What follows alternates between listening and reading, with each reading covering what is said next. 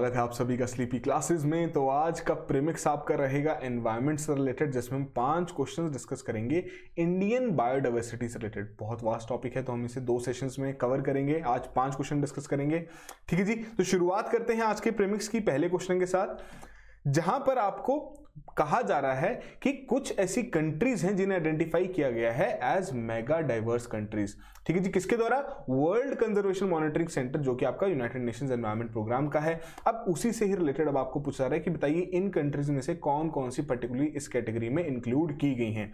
5 countries दी गई हैं, 4 codes आपको यहाँ प्रोवाइड किए गए हैं। United States of America, Colombia, Venezuela, India, Chile. तो थोड़ा सोचिए, जो फैक्चुअल नॉलेज यहाँ पर आपकी टेस्ट की जा रही है, करेक्ट ऑप्शन यहाँ पर मार्क कीजिए, फिर डिस्कस करते हैं इस क्वेश्चन को।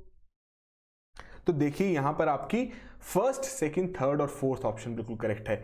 चिली उनमें से कंट्री नहीं है जो कि मेगा डाइवर्स कंट्रीज के तौर पे वहां मानी जाती है, ठीक है जी। तो बेसिस अगर हम बात करें जो मेगा डाइवर्सिटी कंट्रीज हैं, क्या किस चीज के लिए टर्म यूज की जाती है, जहां पर टॉप बायोडाइवर्सिटी रिच कंट्रीज जिन्हें माना जाता है उनके लिए टर्म यहां पर यूज की जाती है, ठीक है जी। तो बेसिकली कौन कौन सी ऐसी कंट्रीज हैं जो कि वर्ल्ड कंजर्वेशन मॉनिटरिंग सेंटर, जो कि आपको यूनाइटेड नेशंस एनवायरनमेंट प्रोग्राम का है, उनके द्वारा यहां पर आइडेंटिफाई की गई हैं। तो यहां पर आपको लिस्ट मेंशन कर दी गई है। टोटल 17 कंट्रीज है ये, ठीक है जी। तो आपके लिए इंपॉर्टेंट है, नोट्स में जरूर कंपाइल कर लीजिएगा। इंडिया के कंटेक्स्ट में ही बात करें कि इंडिया क्यों ऐड की गई है, मेगा डाइवर्स कंट्री है, मानी जाती है, रिच बायोडाइवर्सिटी है, यहां पर ट्रेडिशनल नॉलेज बहुत ज्यादा है। तो उसके साथ के साथ 24.56 जो हमारा ज्योग्राफिकल एरिया है, बेसिकली उसका 24.56% जो इंडिया का है वो आपका under forest and tree cover है।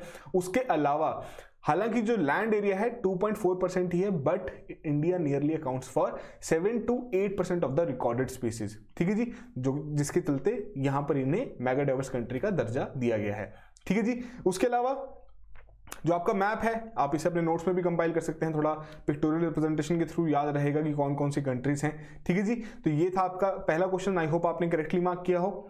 अगले क्वेश्चन की ओर बढ़ते हैं। अगले क्वेश्चन में आपको कुछ स्टेटमेंट्स दी गई हैं, बताना है इनमें से कौन कौन सी स्टेटमेंट्स आपकी यहां पर करेक्ट हैं। 4 कोड्स आपको उसके लिए प्रोवाइड किए गए हैं। पहली स्टेटमेंट में कह रहे हैं कि आपके 8 बायोजियोग्राफिक जोन्स हैं जो कि डिस्टिंग्विश करते हैं, ठीक है जी। इंडिया के 8 बायोजियोग्राफिक जोन्स हैं जिन्हें फर्दर डिवाइड किया गया है 25 बायोजियोग्राफिक प्रोविंसेस में। सेकंड में कह रहे हैं जो हिमालयन रीजन है इंडिया का वो रिप्रेजेंट करता है, it is represented by the Palearctic realm.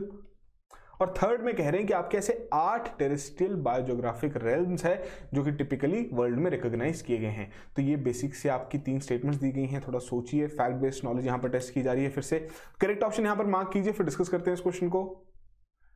तो बेसिकली यहां पर जो बायोजियोग्राफिक जोन्स की बात की गई है, तो इंडिया के 8 नहीं 10 है यहां पर, ठीक है जी। बट ये करेक्टली बताया गया है कि 25 बायोजियोग्राफिक प्रोविंसेस में से फर्दर डिवाइड किया गया है, ठीक है जी। हिमालयन रीजन आपका पेलियार्कटिक रीजन रेल्म के थ्रू वहां पर रिप्रेजेंट किया जाता है, और आपके टोटल 8 इस तरीके के रेल्म्स, बायोजियोग्राफिक रेल्म्स रिकॉग्नाइज किए गए हैं दुनिया भर में।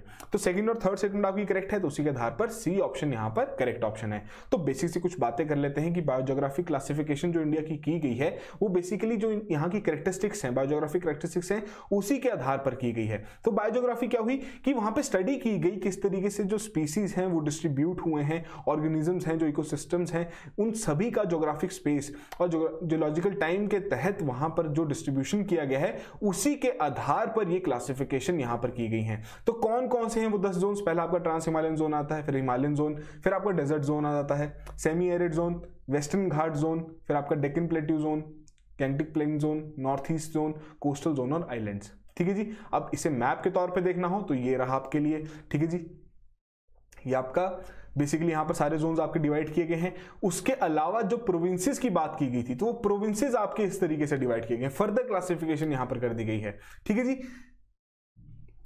उसके अलावा जो बात हुई थी सेकंड स्टेटमेंट में आपकी पेलियार्कटिक रीजन के बारे में, तो वो आपका largest, it is the largest of the 8 biogeographic realms of the earth, ठीक है जी। कहां से कहां स्ट्रेच होता है, यहां पर आप देख सकते हैं जो आपका रेड मार्क जो एरिया है, मरून मार्क जो एरिया है, बेसिकली ये आपका पेलियार्कटिक रीजन माना जाता है, ठीक है जी। तो अगर हम बात करें आपके बायोजियोग्राफिक रेल्म्स के बारे में, तो बेसिकली क्या इसका मतलब क्या है कि एक large spatial region within which the ecosystems have shared broadly similar data, कि ये बहुत ही ब्रॉड क्लासिफिकेशन यहाँ पर की गई है ऑल अराउंड द वर्ल्ड, जहां पर ये देखा गया है कि जिस तरीके के कुछ सिस्टम वहां पर सर्वाइव कर रहे हैं, जिस तरीके के वहां पर ऑर्गेनिज्म सर्वाइव कर रहे हैं, तो जिनका डेटा बहुत ज्यादा ब्रॉडली सिमिलर देखने को पाया गया, तो उसी तरीके से यहाँ पर आपके 8 जोन्स में, 8 रेल्म्स में से वहां डिवाइड कर दिया गया। तो नाम आपको यहाँ पर मेंशन है और उसी तरीके से मैप बेस्ड भी आपको यहाँ पर डेटा दे दिया गया है कि कौन कौन सा जोन आपका कौन कौन से एरिया में वहां पर लाई करता है। ठीक है जी, तो सिंपल सा क्वेश्चन था। इन्फॉर्मेशन भी बहुत इंपॉर्टेंट है जो हम यहाँ पर एक्सप्लेनेशन में डिस्कस कर रहे हैं, तो इन्हें अपने नोट्स में जरूर कंपाइल कर लीजिएगा। ठीक है जी, थर्ड क्वेश्चन की ओर बढ़ते हैं। आगे हैं इंडियन बायोडाइवर्सिटी के ऊपर एकदम एग्जैक्ट बात हो रही है मालाबार सिवेट के बारे में। आपने जरूर सुना होगा स्पीसीज के बारे में। दी गई हैं 2 स्टेटमेंट्स, आपको बताना है इनमें से कौन कौन सी स्टेटमेंट्स यहाँ पर करेक्ट हैं। 4 कोड्स दिए गए हैं। पहले में कह रहे हैं कि एक्सक्लूसिवली आपके ईस्टर्न घाट्स में ही ये पाए जाते हैं, और सेकंड में जो कि एक बहुत ही फंडामेंटल और आपके लिए किसी भी स्पीसीज से रिलेटेड इंपॉर्टेंट फैक्ट रहता है कि उसका IUCN रेड लिस्ट स्टेटस क्या है, तो उसके लिए कहा जा रहा है क्रिटिकली एंडेंजर्ड है भैया। ठीक है जी, तो 2 स्टेटमेंट्स हैं मालाबार सिवेट से रिलेटेड, आपने जरूर कहीं ना कहीं पढ़ा होगा, थोड़ा सोचिए, करेक्ट ऑप्शन यहां पर मार्क कीजिए, फिर डिस्कस करते हैं इस क्वेश्चन को। तो देखिए मालाबार सिवेट अगर कहीं न्यूज में पढ़ा होगा तो ईस्टर्न घाट्स के लिए तो नहीं पढ़ा होगा, वो पढ़ा होगा आपने वेस्टर्न घाट्स के लिए कि वेस्टर्न घाट्स में आपके एक्सक्लूसिवली पाए जाते हैं। और जो इसका IUCN स्टेटस है वो बिल्कुल करेक्टली यहाँ पर बताया गया है। उसी के आधार पर यहाँ पर बी ऑप्शन हमारी करेक्ट ऑप्शन है कि सेकंड स्टेटमेंट हमारी करेक्ट स्टेटमेंट है। ठीक है जी, तो बेसिकली जो आपका मालाबार सिवेट है किस तरीके का एक स्मॉल डॉग लाइक कार्निवोर है which has been pushed into the brink of extinction by hunting and habitat loss. की जिस तरीके से वेस्टर्न घाट्स के अराउंड आपकी डेवलपमेंट हो रही है, तो वैसे वैसे इनका जो रहने के लिए एरिया है वो कम होता जा रहा है, हैबिटेट लॉस वहां पर हो रहा है, जिसकी वजह से ही आपके at the brink of extinction पहुंच चुके हैं। ठीक है जी, वेस्टर्न घाट्स में आपके पाए जाते थे, इन्हें डिक्लेयर कर दिया गया था पॉसिबली एक्सटिंक्ट इन 1978, बट उसके बाद दोबारा कुछ ऐसे एविडेंसेस मिले, रीडिस्कवर किए गए, बट स्टिल अभी तक कभी भी आपके फोटोग्राफ नहीं किए गए, ना ही कोई ऐसा प्रूफ वहां पर पब्लिश किया गया है। ठीक है जी, कंजर्वेशन स्टेटस जो कि आपके लिए इंपॉर्टेंट रहता है, क्रिटिकली एंडेंजर्ड कहते हैं इसे, आपके IUCN रेड लिस्ट स्टेटस के आधार पर, हमारा वाइल्ड लाइफ प्रोटेक्शन एक्ट के आधार पर इसे कहां प्रोटेक्शन दी गई है, शेड्यूल 1 में दी गई है। ठीक है जी, और जो साइट्स के आधार पर इसे अपेंडिक्स 3 में वहां पर लिस्ट किया गया है। तो इस तरीके का आपका ये मालाबार सिवेट दिखता है। ठीक है जी, तो आपको क्वेश्चन किसी और तरीके से भी आ सकता है। मान लीजिए आपको वहां पर कैरेक्टरिस्टिक्स दे दी गई हो, तो इसे जरूर अच्छे से पढ़ लीजिएगा अपने नोट्स में। इस तरीके की जितनी भी स्पीसीज रहती हैं बहुत ही शॉर्ट और क्रिस्प फॉर्म में आप वहां पर अपने नोट्स बना सकते हैं। कि मान लीजिए कोई भी स्पीसीज है जिसके बारे में आप लिख रहे हैं, तो पहली बात तो ये कि कौन से रीजन में वो आपकी पाई जाती हैं। ठीक है जी, इंडिया है तो इंडिया, अगर बाहर का है तो आपको थोड़े बहुत नेशंस के बारे में पता होना जरूरी है ही। ठीक है जी, उसके बाद क्या आएगा कि क्या उनकी कैरेक्टरिस्टिक्स हैं, फिर सेकंड क्या उनका स्टेटस है, कंजर्वेशन स्टेटस क्या है, एक्सटिंक्ट हो चुके हैं, क्रिटिकल एंडेंजर्ड में आ रहे हैं, एंडेंजर्ड में आ रहे हैं, ये आपको पता होना जरूरी है। वाइल्ड लाइफ प्रोटेक्शन एक्ट के आधार पर कौन से शेड्यूल में उनकी लिस्टिंग हुई है, ये कुछ चीजें रहती हैं जो कि आपके लिए इंपॉर्टेंट रहती हैं। और एक और पॉइंट भी है जिस तरीके से क्वेश्चन पूछा जा सकता है कि मान लीजिए आपको पूछा जाए कि क्यों इनकी एक्सटिंक्शन हो रही है, तो उसका भी रीजन पता होना जरूरी है। ठीक है जी, तो अगले क्वेश्चन की ओर बढ़ते हैं। 4th क्वेश्चन, अब यहां पर आपको कुछ स्पीसीज दी गई हैं, आपसे पूछा जा रहा है बताइए इनमें से कौन कौन सी आपकी स्पीसीज जो कि नेचुरली इंडिया में पाई जाती हैं। एशियाटिक लाइन, लाइन टेल्ड मैक्के, फिर आपके संगाई डियर के बारे में कह रहे हैं, और फिर आपका गूटी ट्रेलेंटुला। ठीक है जी, तो ये आपकी 4 ऑप्शंस हैं, 4 कोड्स आपको दिए गए हैं। थोड़ा सोचिए, देखिए जो आपने नोट्स बनाए हैं क्या आप उसे रिटेन कर पा रहे हैं, रिवाइज कर पा रहे हैं, करेक्ट ऑप्शन यहां पर मार्क कीजिए। तो बेसिकली यहां पर आपकी चारों की चारों ऑप्शंस बिल्कुल करेक्ट है, और उसी के आधार पर डी ऑप्शन यहां पर करेक्ट है कि ये चारों स्पीसीज आपकी इंडिया में नेचुरली पाई जाती हैं। एशियाटिक लाइन के बारे में तो आपको बहुत इजीली पता होगा। ठीक है जी, कॉमन नेम आपको यहां पर दे दिया गया है एशियाटिक लाइन, फिर आपका साइंटिफिक नेम दे दिया गया है, प्रोनाउंसिएशन आप देख सकते हैं। उसके अलावा हाइट वगैरह दे दी गई है कि कितनी हाइट रहती है, कैरेक्टरिस्टिक के तौर पर पूछ लिया जाता है। रेंज जो जहां पर रिस्ट्रिक्टेड है वो आपका गिर नेशनल पार्क है और उसके जो सराउंडिंग एरियाज है वहीं पर ही है। कंजर्वेशन स्टेटस इंपॉर्टेंट रहता है, तो वो भी आपको यहाँ पर नोट्स में प्रोवाइड कर दिया गया है कि एंडेंजर्ड आता है आपके IUCN स्टेटस में, शेड्यूल 1 में आपके वर्ल्ड लाइफ प्रोटेक्शन एक्ट के लिस्टेड है, और साइट्स में आपका अपेंडिक्स 1 में आता है। ठीक है जी, उसके अलावा हमने लाइन टेल्ड मैके के बारे में बात की, जिसका साइंटिफिक नेम भी आपको यहाँ पर दे दिया गया है। प्राइमेट एंडेमिक माना जाता है to the small and severely fragmented rain forest of Western Ghats, जो कि आपके कर्नाटक, केरला और तमिलनाडु में वहां पर है। ठीक है जी, तो इन रीजन में आपका पाया जाता है। कंजर्वेशन स्टेटस एंडेंजर्ड है, वाइल्ड लाइफ प्रोटेक्शन एक्ट के आधार पर शेड्यूल 1 और साइट्स के आधार पर अपेंडिक्स 1।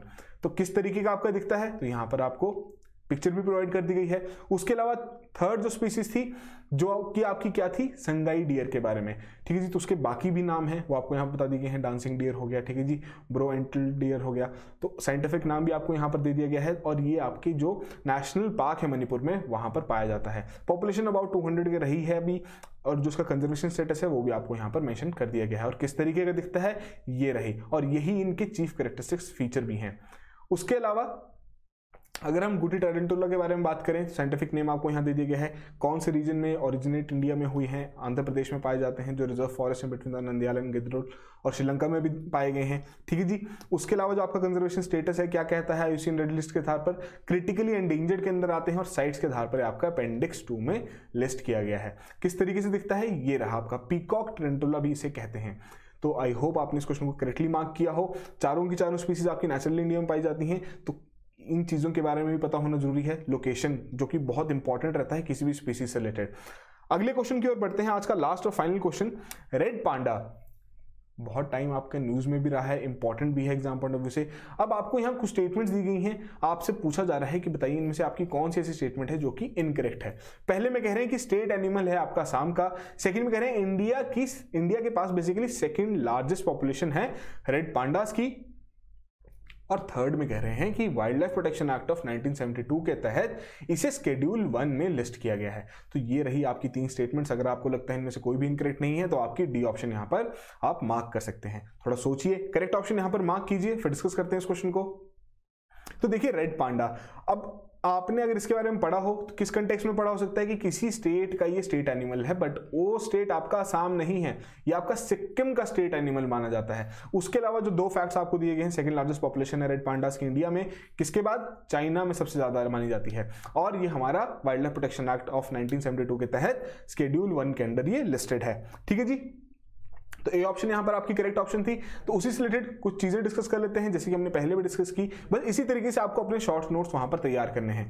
तो बेसिकली जो आपका रेड पांडा है किस तरीके से कैरेक्टराइज किया गया है, slightly larger than a domestic cat with a bear like body, ठीक है जी। तो यहां पर किस तरीके से वो सर्वाइव करता है, कौन कौन से रीजन में पाया जाता है, ये सभी चीजें आपके लिए बहुत ज्यादा इंपॉर्टेंट रहती हैं।